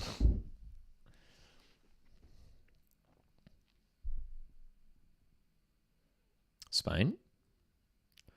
Hermoso goes long. Headed up. Parajuelo trying to bring it down for Spain. Everton probably... Ooh, that's a big call. Everton probably second most popular. Good chance there in the box for Caldente. Just couldn't get a shot right. I don't know about Everton. I can't say I know many Everton supporters. I can't say I do.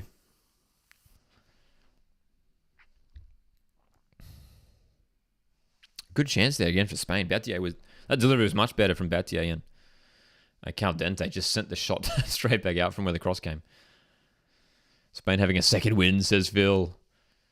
They are starting to look a little bit better now, Spain. They've bided their time and now trying to win this game within the 90. Bonmati has to go backwards. And there you go on the broadcast. Possession stats from the last 10 minutes, 73% for Spain. Just 13 for Sweden. Gosh.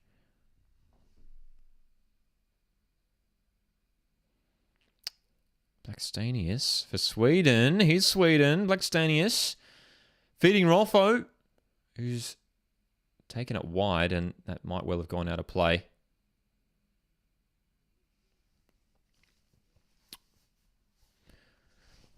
So, 15 minutes remaining in regular time. Spain 0, Sweden 0. Two teams who have been superb this entire tournament deserve to have made it this far. Only one of them can go through to the final in Sydney.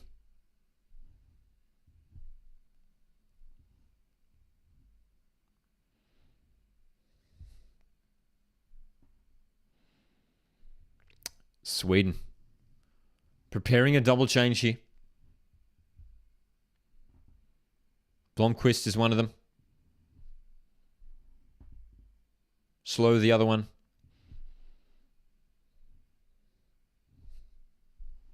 Some fresh legs coming on here for Sweden. So, but here is Canarid for Sweden. It can deliver. The delivery's good and just flicked off the head of Rolfo. What an opportunity. It's not the first time Sweden have made a great cross, but for whatever reason, just can't get it on the end of it. Despite the fact that there are players there in the box. Long ball now. Spain trying to get on the end of this. But Musovic will get to that first. Interesting decision there from Musovic. She could have cleared that up the line, or maybe even jockeyed that out for a goal kick, but she sent it out for a throw-in, and the offside flag's going to be up. Anyway. Okay. I'll tell you what, man. I have to agree with some of you guys, as I was saying earlier. I think, honestly, if Australia face either of these sides, I think Australia are capable of beating either of these teams. I do believe that. So, Canada and Blackstenius coming off. Blackstenius not quite having too many chances on goal tonight for Sweden. So, fresh legs for Sweden. Blomqvist and Shoan. Can these players have an impact on this contest in the final stages? Or are we destined for extra time, another half an hour of football in Auckland?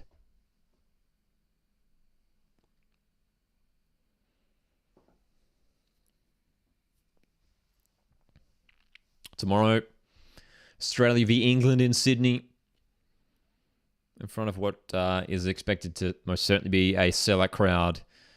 A huge night for Australian football. A match that the nation will be tuning in for.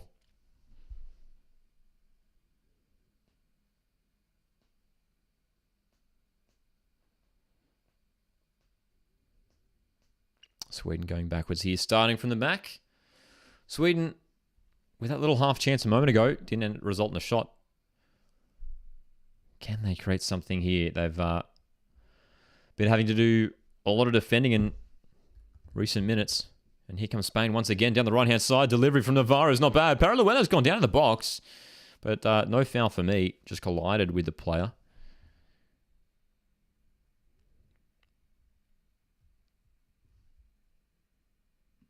Let's have a look at the stats now.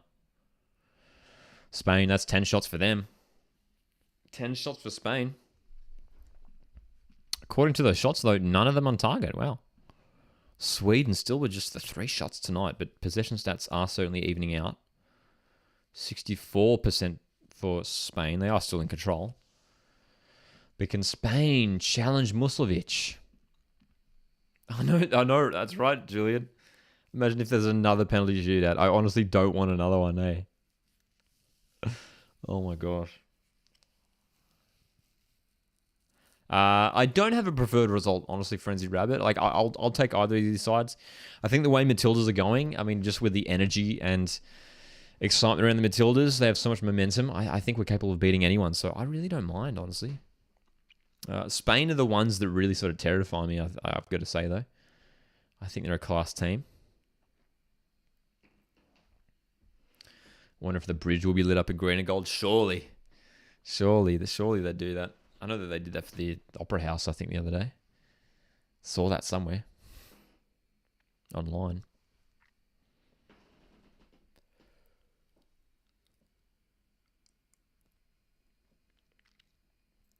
This game has extra time written all over it. And potentially penalty shootout as well. Both teams failing to create many goal-scoring opportunities. They've been starved of chances. It's been the defenses that have been on top. That's a nice pass for Paraluelo. It's a huge chance for Spain here. Paraluelo in the box. Shot blocked by Ilstedt. Hermoso looking wide. Headed away by Anderson. Throw in Spain in a good position with 10 minutes remaining.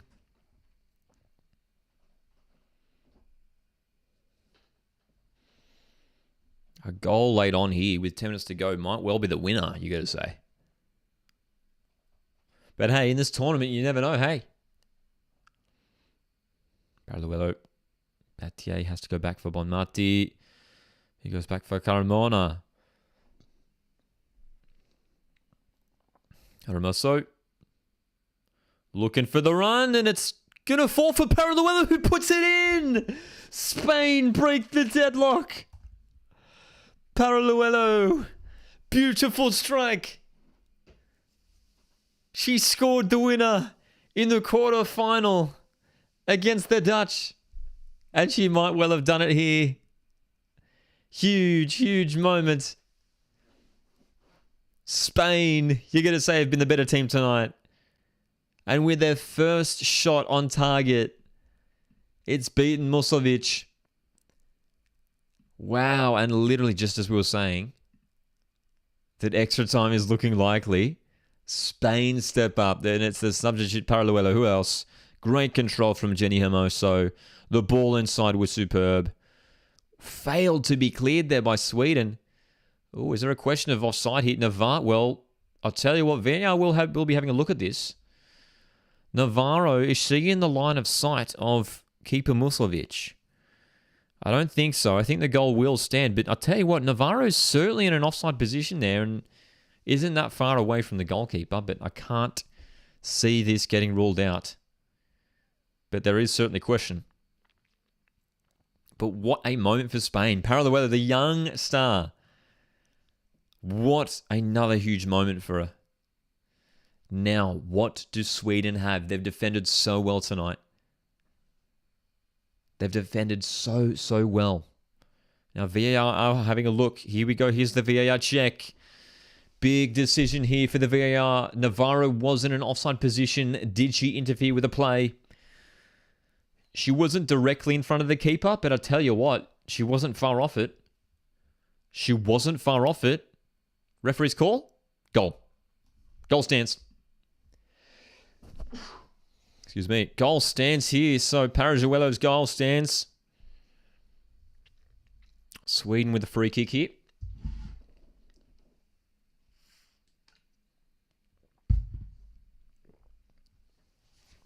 Wow, man.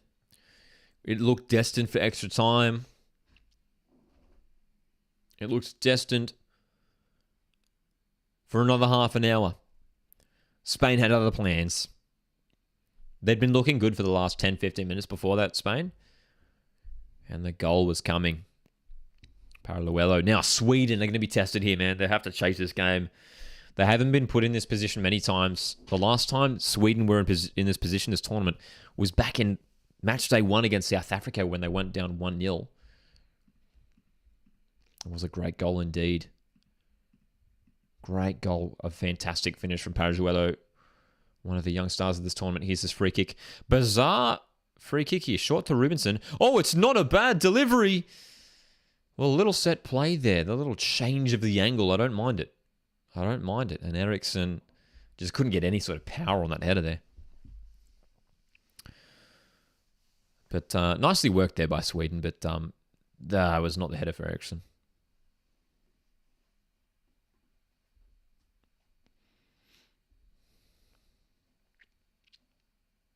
Spain 1, Sweden 0. Parajuelo in the 81st minute here.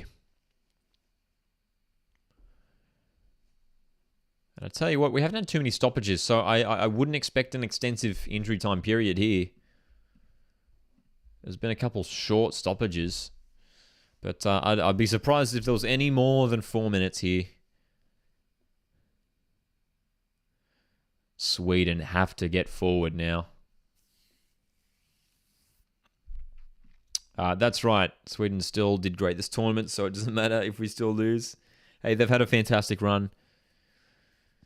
And, of course, the loser of this game will go on for the round of... the third place match. Some concern here for Spain. Como's down.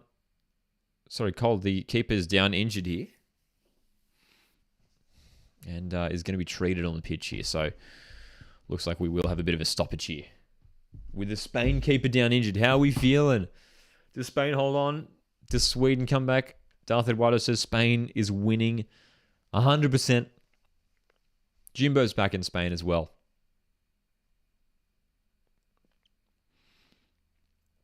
But the Spanish keeper, who's had a good game tonight, is being treated right now on the pitch.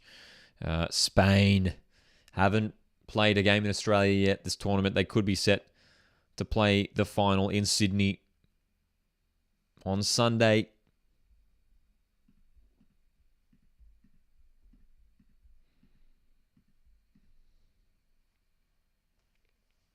They've played all of their games in New Zealand across Wellington and Auckland. Another replay of that goal. And that angle from above actually shows it pretty well. You can see Navarro is certainly offside, but didn't get in the line of sight of the goalkeeper. But I tell you what, it's close. I mean, a few centimeters to the middle, and she might have been that goal might have been ruled out, honestly. Sweden made another change here. Hurtig's on. Rubinson's off. Hurtig's on. More fresh legs in the midfield.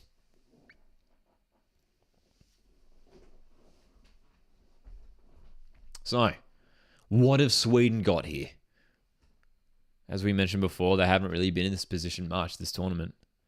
They've been in control of most of their games. And rarely have gone down in a losing position. So this is going to be a real test of Sweden's character here. The tournament is on the line for them. A place in the final is on the line. Anderson over the top. It's going to be a throw-in.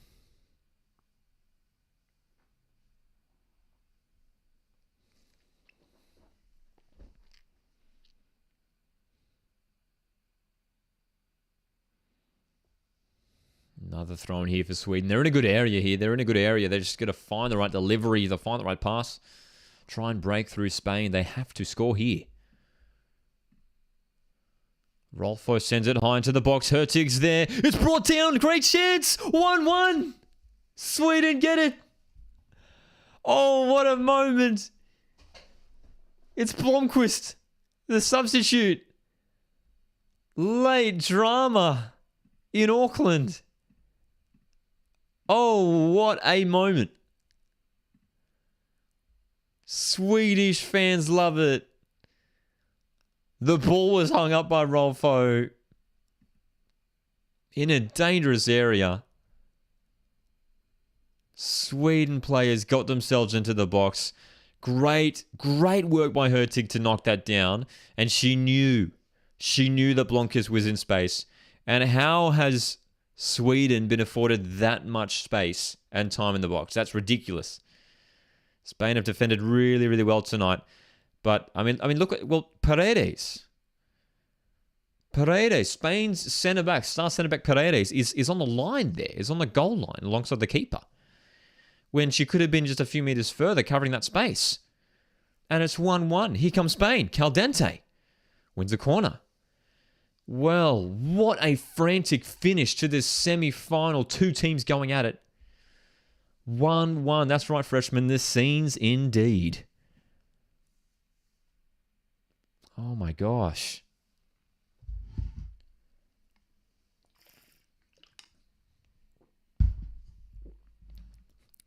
Carmona. Long range. Oh, what a goal. What a goal. It's 2-1. Oh, what a hit. What is going on? What a strike. Carmona with one of the goals of the tournament. And it might be the most important goal for Spain. This game has exploded into life in the final 10 minutes. Carmona, well, we said it in the first half. She loves her long shots. This time she got her opportunity and she took it. What a goal off the underside of the crossbar. That's a phenomenal goal. Wow. Wow, what a strike. No chance, Musovic. I tell you what, Musovic got a fingertip to that. If you look on the replay, Musovic got a fingertip to that, but couldn't do anything about it. The finish was superb, off the underside of the crossbar. Oh. What is going on? The chat doesn't know what's going on. Elijah, Frenzied, Freshman, Marcus, Oli, Phil, Eduardo's here. 7 minutes of injury time. 7 minutes. Well, Sweden need to score again here. And I tell you what, I wouldn't write it off. I mean, anything can happen here. There's been a late challenge on the Spanish keeper Cole here, so she's appealing. She appears to be okay. There didn't appear to be much contact. Oh my gosh. So 7 minutes added on. Here's a replay. Aslani. Oh, not enough to go down there.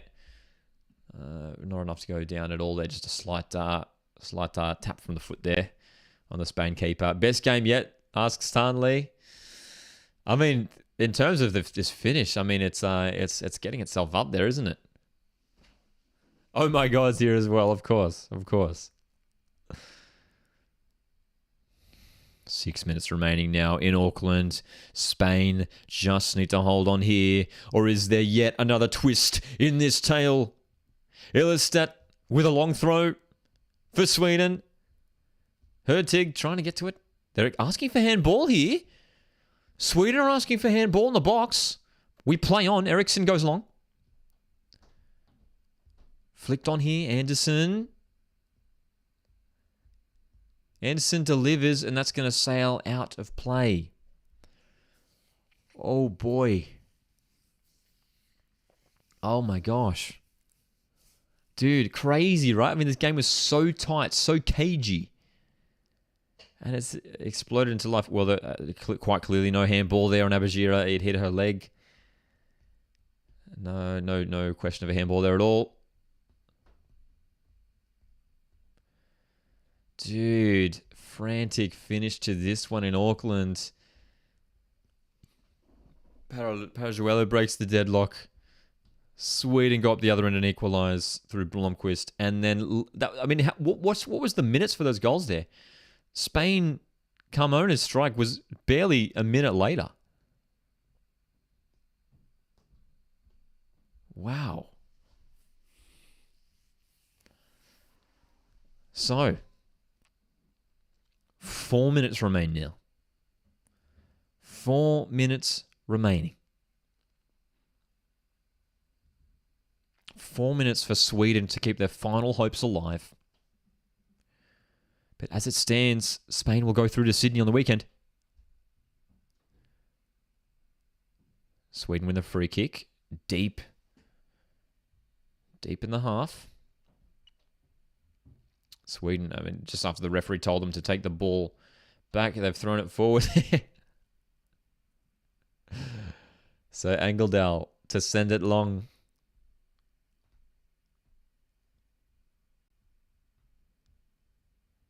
Engeldal, Sony players forward for Sweden. It's a high line. In towards Hurtig. Falling. Oh, Eriksson going for it. And the whistle's been blown. It's a free kick going the way of Spain here. And I tell you what, the referee should be booking Isoldat there. You can't talk to the referee like that. Well, where's the foul there? Oh, so where's the foul there? I didn't actually see any sort of contact. Let's have a look here. Where is it? Oh, a slight nudge on Paredes from Eriksson, maybe. The slightest of touches, though.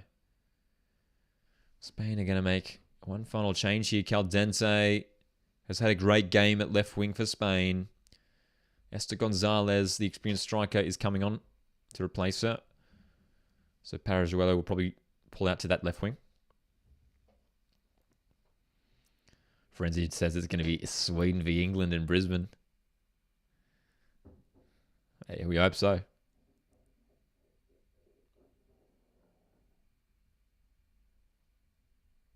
Parajuelo feeding substitute Gonzalez.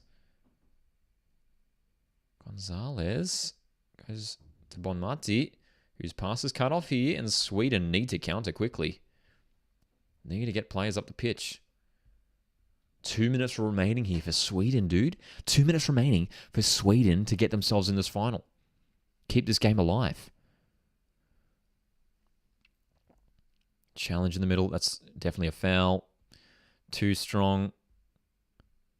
Navarro's down. Clumsy foul there by Bjorn. Didn't have to commit that foul there. It's disappointing too when for your team, for your teammates, and you commit a foul like that, and it just wastes more time. It's tough for your team. You have to go back and defend now here, Sweden. Bonmati has a great pass forward. Navarro won't be able to keep that in.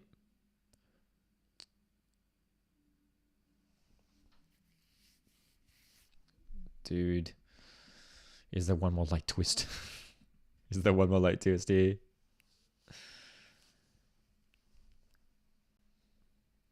Sweden have had a player gone down hurt here. It's Rolfo who's slow to get to her feet. Ball over the top. Gonzalez chasing this. Muslovic claims it. And goes long. Less than a minute. Sweden need to throw everything forward now. Up the line for Hurtig. That's going to be a corner. Or is it a foul? Is it a foul there?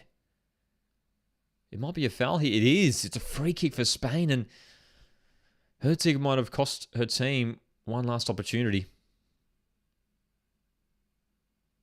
a little bit too strong there on Carmona. Let's have a look at this replay. It didn't look like much. Oh, dude, it wasn't much at all. I mean, Carmona made the most of that. The slightest of touches on the shoulder and Carmona just went down. Seconds remaining. Sweden need to go now.